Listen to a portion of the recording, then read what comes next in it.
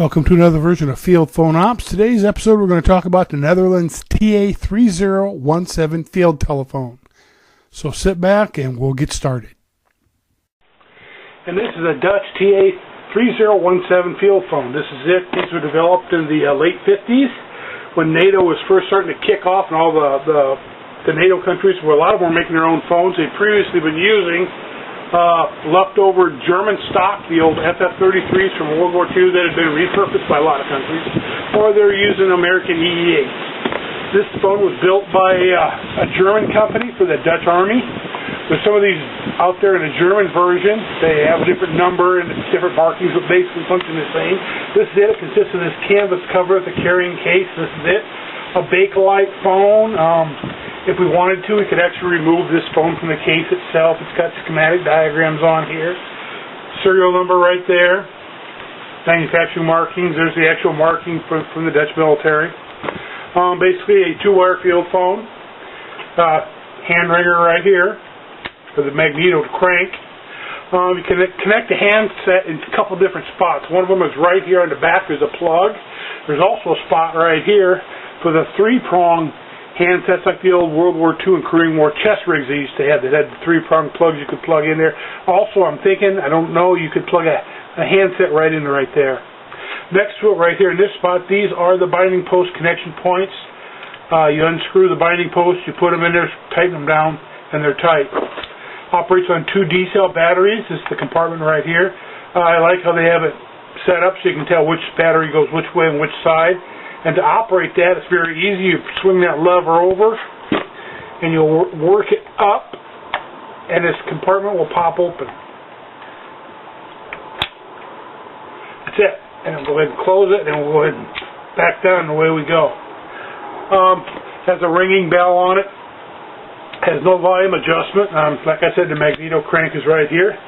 The handset pulls right out of here like this. Push to talk. It's also Bakelite also. This phone can operate in either a common battery or a local battery mode. And inside here, I don't know if you can see it, there's a little adjustment. There's a screw right here that has actually an indicating dot on it. They can either set it for local battery, common battery, or RC. The RC, it can be used in conjunction with some radios they had. You can remotely connect the radio to this phone over field wire and talk to it like that. Has a hook switch right here for operating it in common battery. I don't know if this switch came with a dialing unit. I'll do some more research on that. But that's pretty much it. Let's go ahead and shut down. We'll hook it up to another phone and make some phone calls.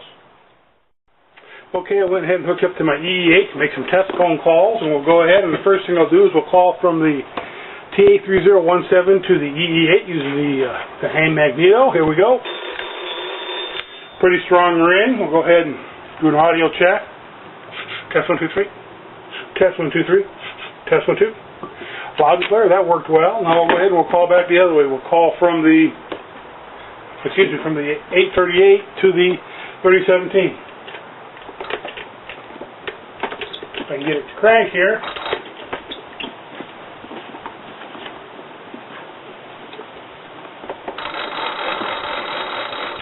You can hear it's not very loud, and that might be because there's a slight voltage difference and frequency difference in what the EE-8 put out and what some of the European phones use, but they were NATO compliant. They could work with other NATO phones, as we demonstrated right here.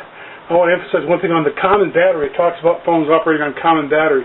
A lot of common battery phones didn't have a dialer on them. When you set this phone for common battery, and if you're connected to the correct switchboard, as soon as you pick the phone up like this, it'll ring the switchboard operator. You'd still have to have an operator process your call, but you didn't have to do any hand cranking, and that's how it worked. Also, you didn't have to have any batteries in the phone. And that's it for the Dutch military, or the Netherlands military, TA-3017 field phone. Thanks for watching.